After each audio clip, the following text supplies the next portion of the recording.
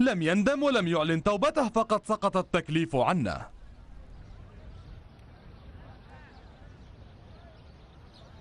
وسوف ترى كيف نطوي سجل أسطورة المختار الثقفي ومعجزاته قبل أن يجن الليل بعون الله تعالى.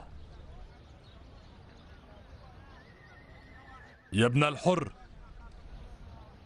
نعم أيها الأمير. اضربوا جرار سائل الحامض هذا بالمنجنيق كي تفتحوا طريق الهجوم على بوابة القصر.